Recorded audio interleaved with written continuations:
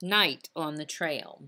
As soon as the wagon stopped, boys helped their fathers fix broken wheels and take care of the animals. Girls helped their mothers cook supper and mend clothes. Some men and boys took turns to stay awake by the campfire. They were guards against wild animals and Native Americans who tried to steal the animals. Towards the end of the day, guides rode ahead of the wagon train to find a good place to stop for the night.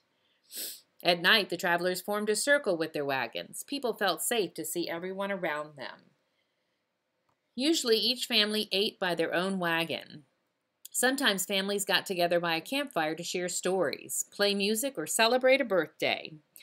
Most people slept in tents. Some slept inside the wagon on top of boxes.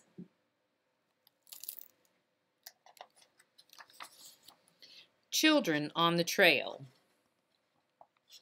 As the wagons rolled along, children ran up and down the trail. They played games with friends. They picked wild flowers to make necklaces. They peered across the plains to search for prairie dog towns and buffalo herds. Children had responsibilities such as helping their parents, watching younger brothers and sisters, and looking after animals. Parents brought books and slates in the wagon. Some children practiced reading and writing every day. All children learned special lessons never taught in school. They learned how to listen for the sound of a rattlesnake. They learned to tell a coyote's call from a wolf's howl. At lunchtime stops, the children released the oxen and joined with family and friends. Most families had 3 or 4 children. How would you feel? Some children loved camping out every night and waking up to new adventures. Other children did not like living with strange people and sights. For some, the quiet nights were scary.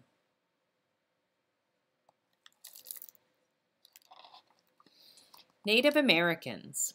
The Oregon Trail ran right through Native American land. Native Americans had lived on this land for thousands of years.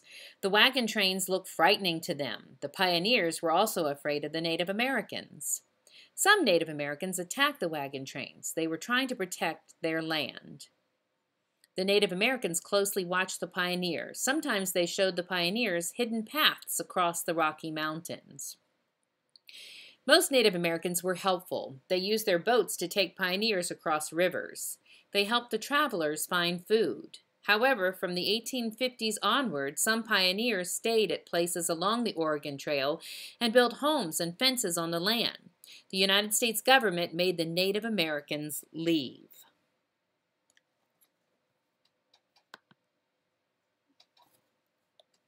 Fair trading. Here are some things that were traded between Native Americans and pioneers. Native American things: buffalo skins, fresh meat, smoked fish. Pioneer things: wool blankets, smoked fish, sewing needles, pancakes.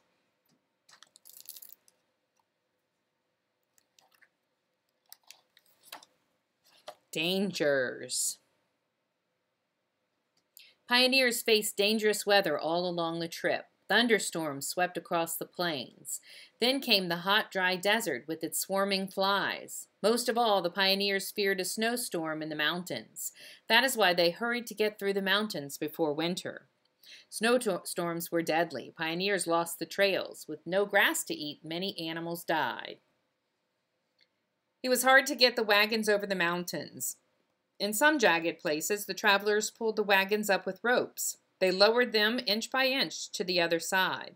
Some people had to empty their wagons and take them apart. They carried the pieces and their belongings across the mountains, then rebuilt the wagons. Mountain trails were narrow and rocky. Often wagon wheels hit a rock and could not be fixed. Travelers had to continue their trip with no wagon. Their friends shared their supplies with them. Trail graves. Many travelers got sick. Some got well, but others died. Their family and friends buried them by the trail. Fort Laramie. After walking for 7 weeks, the travelers reached Fort Laramie, Wyoming. There they found supply stores, offices, and a place to rest for a few days. Native Americans lived outside the fort. They came to trade with the travelers. Native Americans met fur traders at Fort Laramie. They traded animal skins for guns, traps, and food. At Fort Laramie, the travelers wrote letters to their families. They sent them back with fur traders who were heading east.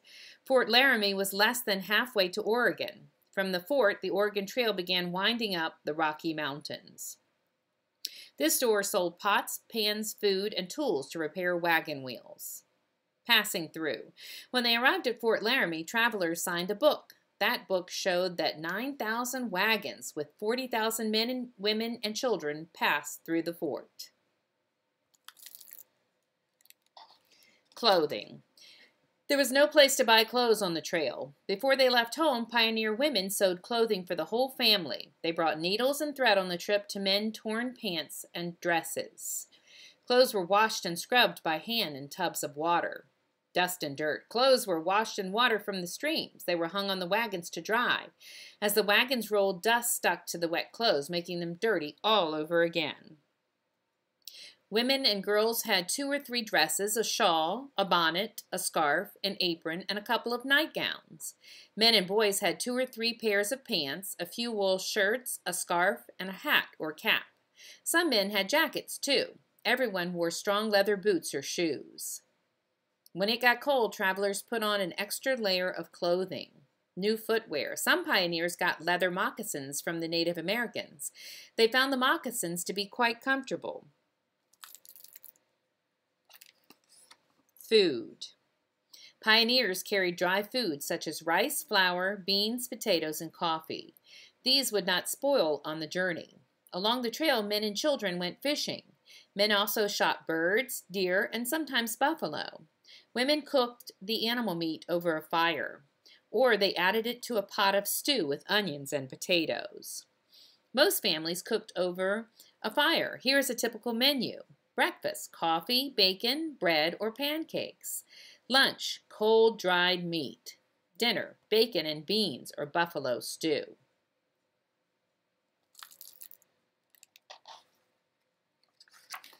Oregon at last. After many long months, the tired travelers finally reached Oregon. They were delighted to see cabins with smoke puffing from the chimneys. There were crops growing in the fields. There were grown-ups working and children playing. These were the families who had arrived earlier. On one of the last nights on the trail, people tried to imagine their new life in Oregon. The long trip was over, but there was much work to do. Families needed to build cabins and barns. They had to chop trees to clear a planting field. For the first few years, children were too busy to go to school. Where to stay? While they built their houses, some travelers stayed with friends. Others lived in tents. Some had to stay in their wagons for several more months. The travelers arrived. Some had buried their parents and grandparents on the Oregon Trail. Some gave birth to new babies. All of them made friendships on the trail that would last the rest of their lives. Oregon grows. The travelers settled into the land. They built their houses and farms. Then they built schools, stores, and churches. Towns such as Portland, Oregon, grew into large cities. Wagons rolled into Oregon through the 1880s. Thousands of wheels rolled over the Oregon Trail. Today you can still see the ruts they left in the dirt. This busy town, set up by pioneers, has a hotel, bank, and many stores. In the 1850s, people began traveling west in stagecoaches.